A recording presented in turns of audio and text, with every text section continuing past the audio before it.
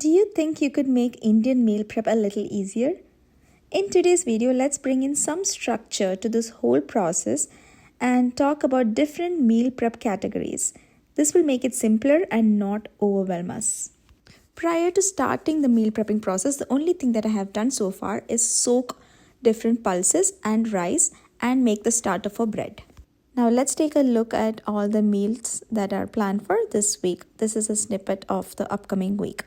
First, we need some basics for meal prepping. Glass container bottles are very helpful to store boiled pulses, chutneys, dips, etc. And the size here is optimal, 16 ounce. Next comes these silicone freezer bags. They make it a less messier process and protect against freezer burns. You get it in all different sizes. And of course, they are easy to clean and reusable. Next, these silicone trays, they are great to freeze and store any gravy mixes, etc. that you aim to cook later in batches. So here, you can find half cup or 1 cup measurements that will help in portioning out really well.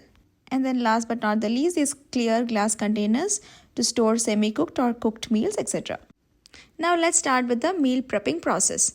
So first category that we are trying to look at are chutneys. Healthy chutneys are very versatile. Add as a side dish or as a spread to your sandwich or add on to the flavor of your snacks or chaats and so on. Let's make 2 healthy chutneys today. First is the tamarind date chutney with a healthy twist. So here we have half cup of tamarind, half cup of dates and half cup of jaggery. And then we're going to add 2 cups of water and let it boil. Along with that, I'm going to add 1 tablespoon of black sesame seeds. These black sesame seeds are packed with calcium, iron and zinc. We'll also make a green chutney, so washing the greens here. But let's get back to our tamarind date chutney. I love having the small coffee grinder here because it makes mixing these spices very easy. I don't have the fennel seed powder with me, so crushing the fennel seeds into a fine powder along with the other spices and add it to the nice simmering boiling mixture. By the way, I added half teaspoon of fennel seeds, 1 teaspoon of coriander powder, half teaspoon of cumin powder, 1 teaspoon of chili powder. Cover and let it boil for 2 more minutes. For the green chutney, let's have 1 bunch cilantro, 1 bunch mint, half cup of spinach, 1/4 cup of walnuts, 1/4 teaspoon of cumin seeds, 2 green chilies, 1 teaspoon lemon juice and about 3/4 cup of water and blend it all together in the Vitamix blender or any blender that you have and get this yummy green chutney that you can use in a variety of dishes, right? I'm using the glass container to store it. Similarly, I'm using the blender to blend in the tamarind date mixture after cooling it down slightly. Now let's prepare some instant mixes for those busy days. Oh yeah, by the way, this knife that I found on Amazon is excellent for chopping these ginger and garlic into fine pieces. I almost use it all the time now. Okay, so now when it comes to instant mixes, we are preparing 2 of them. One is a tomato rice mix and the other one is a lentil rice or khichdi mix. Wash the rice and lentils very well and let it dry on a tissue paper. And for the tomato rice mix, first we need a tomato paste. So 5 tomatoes and 4 to 5 red chilies. Boil it very well and blend it into a puree. Then in a pan, 2 tablespoons of oil, 1 tablespoon of ghee and then add half teaspoon each of mustard seeds, cumin seeds, chana dal and urad dal and any whole garam masala like cardamom and bay leaf and ginger garlic that we minced earlier. Cashews, the tomato puree that we blended earlier and let it cook for some time. Now the tomato rice mix that we're preparing is not just for one day, you can freeze it for later. So this is not a one serving dish. Now side by side, let's go to the khichdi mix. So here in a little bit of ghee, adding a whole garam masala, chopped carrots and the washed rice and lentil mix. To that adding salt and turmeric powder and just saute it for a little bit until there is no moisture left on the pan. You see, in just a short amount of time, we have 3 meals for a family of 4. Once it cools down, we are going to store it in the freezable pouches or the silicone tray. That comes very handy for the tomato rice mix. The third category is a base gravy mix. So I'm going to prepare a tomato based gravy mix and a grated coconut based gravy mix. For the tomato based mix, we have onions, ginger, garlic all chopped up and I'll be doing these 2 simultaneously. For the roasted coconut gravy mix, we are going to take the grated coconut, 1 cup, roast it really well along with coriander seeds, 2 tablespoons. Browning that up takes a little bit of time. So meanwhile, I'm adding the onions and ginger and garlic chopped up using the blender to the pan and sauteing it. By the time it sautés and browns up a little bit, we are preparing the masala mixture.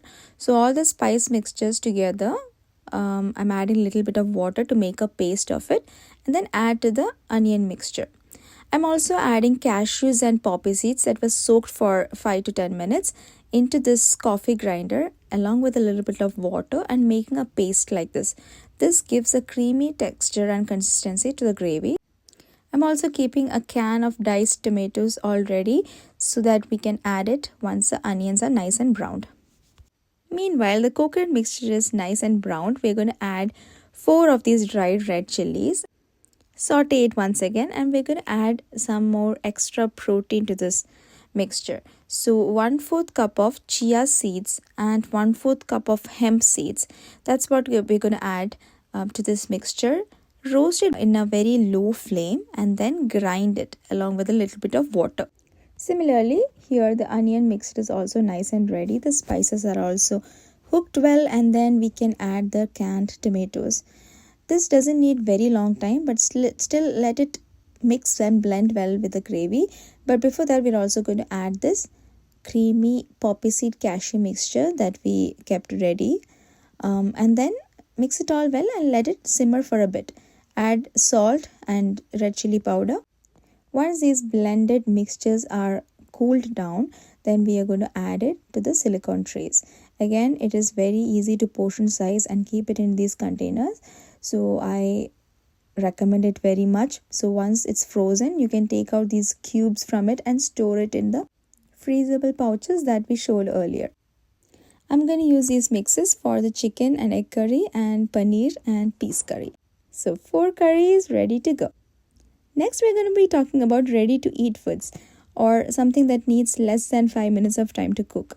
So one is the actual ready to eat bread that I love making. So here I'm making from gluten-free flour, but I've already shared the bread recipe in a previous video.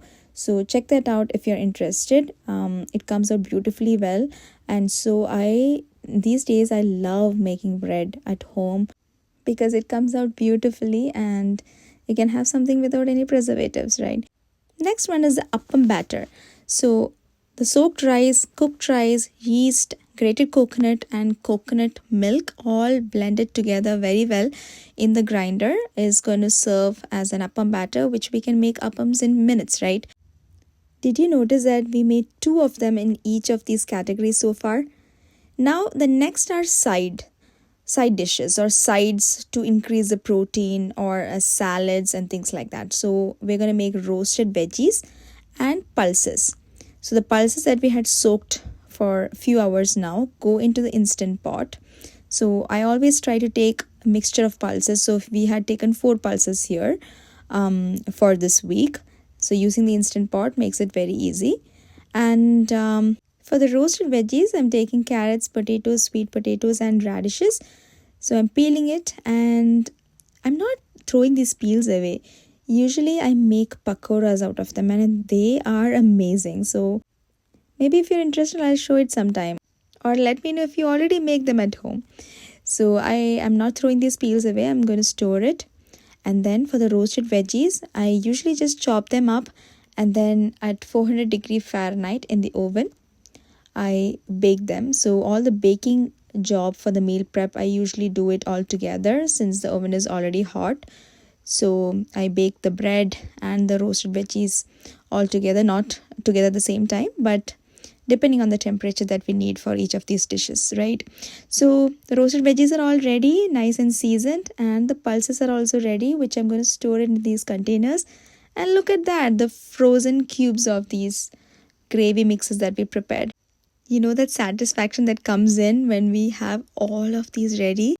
I'm so happy. This next week is going to be a breeze, right? Make sure to label them if you plan to use it for later, but you don't need to if you are going to use it within the same week. But it's something that is a good habit to keep track of when you prepared it and what it is. Just if you dump it in the freezer and you forget, it's not that good, right? I'll show you glimpses of the next week, how it went by, a few of the dishes that I made with these. But let me know, what is the overwhelming part about meal prep that sometimes that you feel demotivated to do this? If so, I would recommend categorizing into gravy mixes or instant mixes and try doing only simple ones initially. So here today we just did two in each category, right? So if you do it like this, you will find it beneficial the next week. And when you do that, when you see that benefit and you don't end up spending so much time in the kitchen, even on the day of meal prep, there is more chances of you doing it even the next time, right? I really enjoyed making these simple dishes the next week. My schedule was extremely busy, especially with my husband being out of town for a few days. Cooking healthy meals for the kids and myself was one less thing to worry about.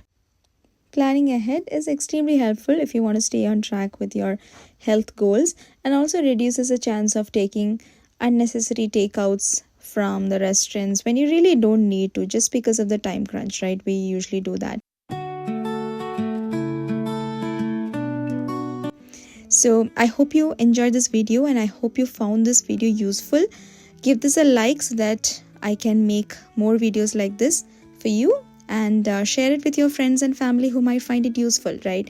Yeah, let me know in the comments below what you would like to see next from me, and I will see you all in my next one. Take care and bye bye.